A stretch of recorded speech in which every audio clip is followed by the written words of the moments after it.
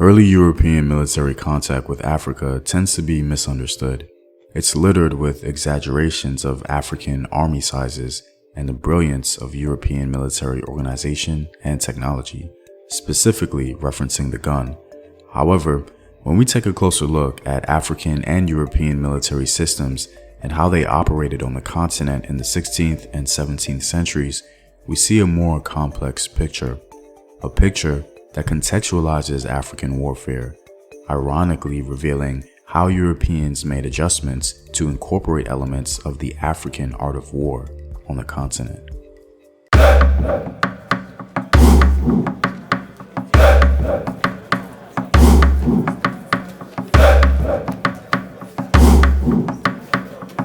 What up, African world? It's Home Team here, and welcome back to another video of African history, culture, and worldview. By supporting this channel on Patreon, you're helping in the creation of these videos and contributing to this content. On Patreon, you can find more in-depth courses on African history. The link to Patreon is in the description box below. The focus of this video will be on the Central African region, but there are some parallels between events in Central Africa and the overall concept of the African art of war across the continent below the Sahara. There is a lot of very interesting information on this topic, and I cannot cover all of it, so please keep that in mind. Many of us in the diaspora would be surprised to hear that the gun in the 16th and 17th centuries were not as effective in Africa as popular culture would have us believe.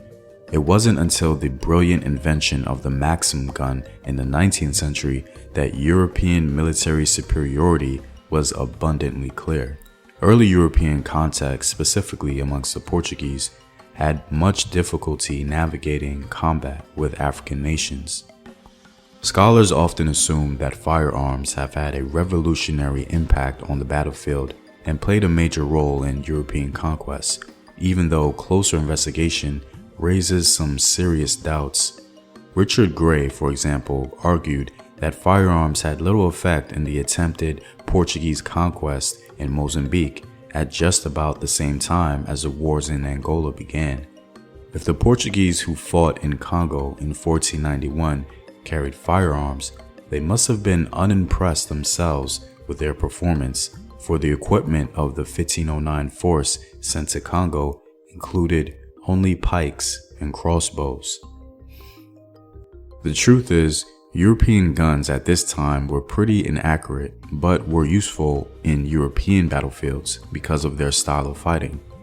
The inaccuracy of most fire weapons was counteracted, at least on European battlefields, by the fact that infantry-cavalry encounters had required that foot soldiers fight in close formations, and the tactics of using the pike reinforced the tendency. The gun was not as effective in Central Africa simply because of the Central African art of war. For example, in Central Africa, missile tactics such as the arrow were used in warfare, but its role was limited. Jesuit observers in the 16th century noted that arrow strikes in Angola only took place in the beginning of the battle and sometimes only a single volley. This was largely because Angolan military organization was based on what some call open order.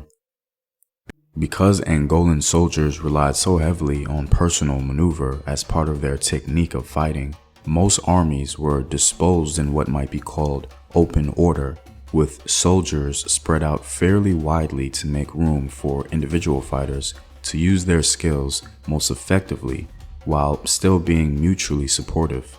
Hans Delbrück, in describing wars between the Greeks and Persians of the 6th and 5th centuries BC, noted that the Persians as well were professional soldiers and made use of an open fighting order. They did so for exactly the same reasons as the Angolans did, and the practice regularly caused their Greek opponents who fought close up to exaggerate their numbers, since a line of troops in open order occupied much more space than a line closed up.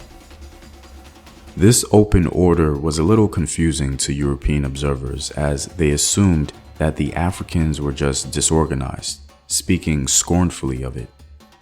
But the disorder was apparent rather than real, for in fact, the evidence suggests that the armies of Central Africa were organized in regular units with a command structure and complex methods of sending commands to the units. Lopez provided one of the best descriptions of this from his observations in 1578 through 79. The armies were divided into various bodies, which their commanders situated on the field according to local topography, and each body had its own standards and flags. There was then a complex system of signals broadcast by drums and trumpets of various sizes, which soldiers could understand over the din of battle. Not only were the sounds of each distinctive, but each level of the command structure had larger or smaller instruments so that general orders could supersede local ones, or local ones supplement general ones. This system of an organized and complex African military structure is seldom, if ever, advanced in popular discourse or illustrated on screen. Despite the scornful remarks of European observers, the reality was that the African art of war, again, was obviously very complex.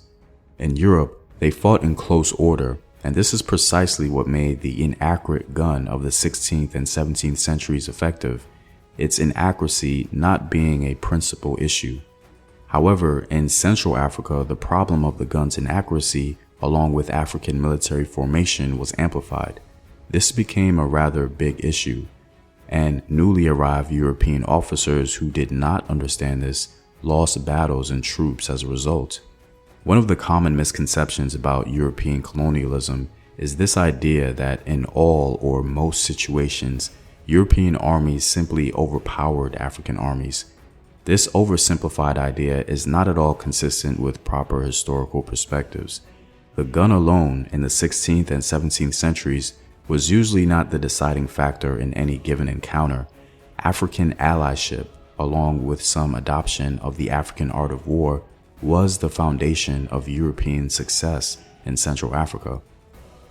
Europeans were remarkably quick to accept African tactics and organization. The Portuguese army in Angola was largely an African force under its own command structure, with Europeans simply serving as leading generals, as documented in Cordanega's detailed description of the Portuguese army that mustered Cavanga in 1646. Moreover, he believed that the Dutch could never hold on to Angola against the Portuguese unless they developed a working relationship with an African army as the Portuguese had. It's important to remember that the region of Angola today was filled with various African ethnic groups who, for the most part, did not identify with one another and oftentimes possessed competing national goals.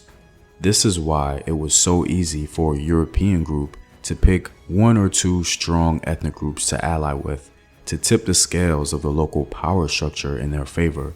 It took years to develop these relationships, but once solidified, they immediately became a threat to the most powerful African group in that region, which was the Congo people of the Congo Empire. We may not like to hear this in the diaspora, but unfortunately, the way African diversity expressed itself was just as damaging to the continent as European colonialism. In other words, African diversity and European colonial ambition were the main ingredients in the fall of the continent. This is not to say that some forms of European fighting weren't effective, but adjustments to the African environment and fighting style needed to be made. As a minor example, heavily armored Portuguese troops were certainly effective, especially as a defensive force, but if they were put in situations where they had to hold the field alone, they were usually slaughtered. Despite the European urge to make cavalry effective in Central Africa, it simply could not be done for various reasons. The most important skill for the African art of war in Angola was the ability to twist, leap, and dodge to avoid arrows and the blows of the enemy. The Congo Empire consisted of a professional army alongside supporting groups. These groups were important because there were no horses or other pack animals to help in carrying the army's supplies.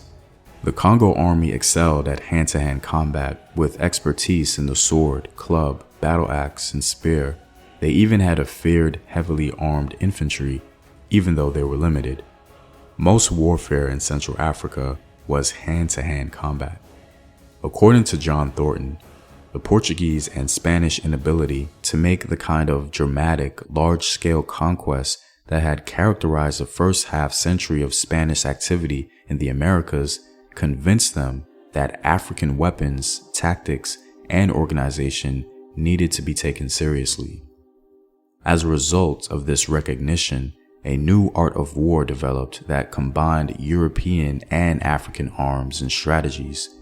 It was gradually adopted by both sides in the confrontation, which had its high point during the long wars between the Portuguese and Queen Nzinga and her successors over control of the highlands region that made up Ndongo heartland, and more or less ended in a stalemate in the early 1680s. Well, I'm all out, guys. If you like these videos and want to help in its continued production, consider supporting the home team on patreon.com. The link is in the description box below. Know thyself. Remember your ancestors. Peace.